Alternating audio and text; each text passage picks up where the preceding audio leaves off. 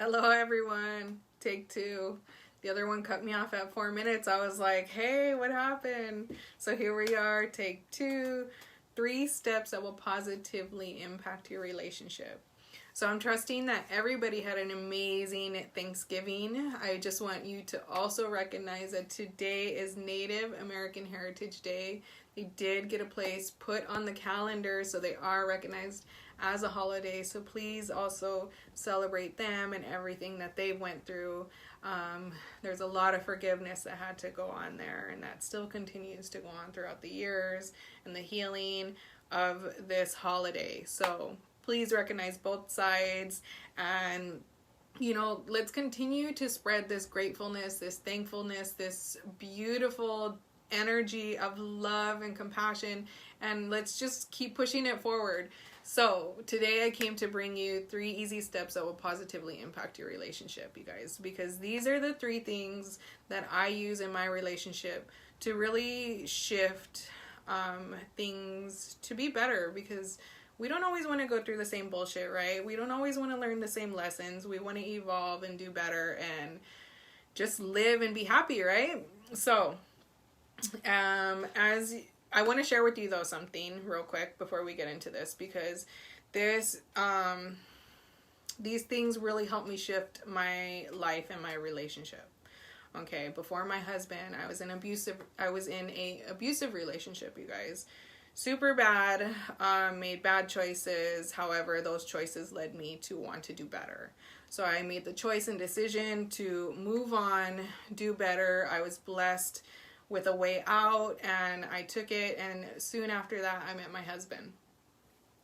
Pretty crazy. He's younger than I am, so needless to say, I was just like, oh, he's just this young guy, we'll mess around, hang out, and now he's my husband. He just never left. Pretty awesome guy. I love him. He's so fucking amazing, you guys. I don't even know how to express it. I never had been shown this kind of love, so I had pushed it away in the beginning. And now that I really recognize what I have, I'm super grateful for it.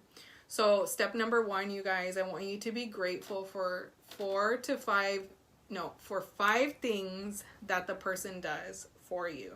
So say somebody is irritating you, your kids are just being butt heads, go take 5 minutes to yourself.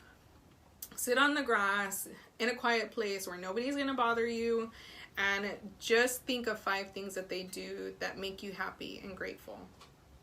Okay? Because everybody has their own different love language. So everybody's going to show you love in a different way. Okay? So we need to release expectations. And this is one of the problems that people don't really recognize. It's that they have an underlying expectation, but they don't really recognize it. Okay? So if you're expecting somebody to do things for you to show you that they love you, that's not going to work, because everybody expresses it in their own way. So for example, I am a acts of service kind of loving person. So I like to do little acts of service to show that I love you.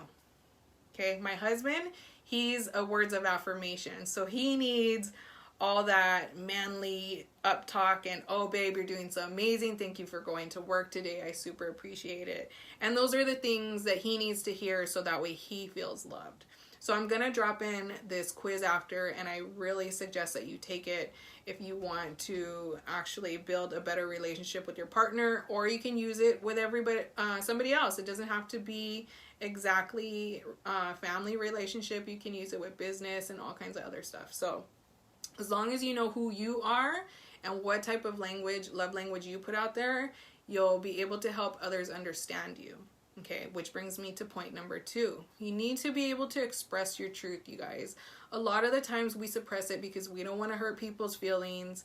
We always put ourselves last, but that's some bullshit, okay? In order to express our truth and what's really bothering us, we need to take that step and voice it, no matter what we think is going to happen. Okay, so most of the time we always think something negative is going to happen, but if we stop and not think about that and just say, you know what, I need to get this off my chest, this is really bothering me, I don't want to keep repeating this lesson over and over and over, I need to say how I feel so we can move forward. So things that I do when my husband's irritating me about something, I'll give you a real quick example. He empties the trash, but he doesn't put a bag. I'm like, what the heck? You empty the trash. That's his only job. He doesn't have to do dishes or anything else. But his excuse is, oh, I go to work every day. I'm tired. And I'm like, really? Really? Like, come on. You're already taking it out. You probably set it on the floor. So just put the bag real quick and then you don't have to come back and do it. Boom, one shot. However, that's just the way they work, right? So I have to say, hun, can you please put in a bag? Sometimes I'm going to throw something in the trash. My hands are full and there's no bag. So that bothers me. I don't mind doing it once in a while. However, finish your chore. To me, that's one step. You need to finish your chore. Like, that's it. Period. Dot. And so I expressed to him how that irritates me. And that opened up a conversation for him to also share with me what I do that irritates him. And so one thing that I do is when we cut our food, sometimes I'll leave the stalks to go replant outside, but I'll leave them for too long. So he gets irritated that I leave food around that needs to be recycled or replanted, and I'll leave it there for like a week. So now we have acknowledgement, right, of the things that are bothering us because we expressed. Okay, now we didn't do it in a meaning way. We didn't do it when we were fighting. We did it when the problem came up or the lesson came up. Okay, so when I'm going to put something in the trash, he might be sitting there playing his video games. Hun, why didn't you put a trash bag here? I have stuff in my hand to throw it away. Can you please come and do it? Oh, yeah, babe, my bad, I forgot. Okay, so instead of thinking negatively, like he's gonna lash out at me, I don't have that expectation. I'm just like, hey, hun, can you help me out? Please do this.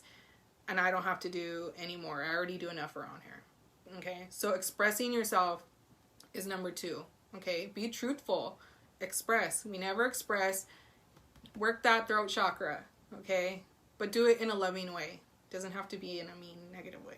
Okay, number 3. This should probably be number 1, but the third step is do one thing every single day that makes you happy. That makes you happy. And I suggest that you do it first thing in the morning.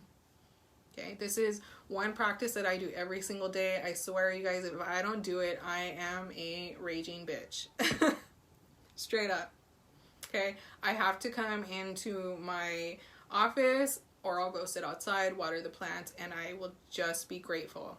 Grateful for waking up. Grateful for having another day to share amazing things that I learn with people. Another day closer to getting my husband to come home and help me around here. Another day to just be better. Okay, that's what I'm grateful for in the morning. That way I can come from a space of, okay, what do I need to do today? How can I do this in my business? How can I do this for my family? And what do I got to do for me? Okay, and that time by myself gives me the clarity to get clear on what I need to do that day. Okay, so do that for yourself. A lot of the times we wait and put ourselves last, but we should be putting ourselves first. That should be the first thing on the list, you guys. Because when you feel good, then you get to spread the happiness and the love, and then you get to share everything. Right? These last 2 days, we've been in the thankful, grateful mode. Thank you, I love you, thank you, I love you. Just all this amazingness. Okay, now let's keep it up. I'm daring you to keep it up. Keep it up to the rest of the end of the year. Keep it up to 2021 and some. You know, I'm practicing and doing this every single day so that I can impact my next generation of family members, you know, and be better than we were before, right? Because isn't that what it's all about?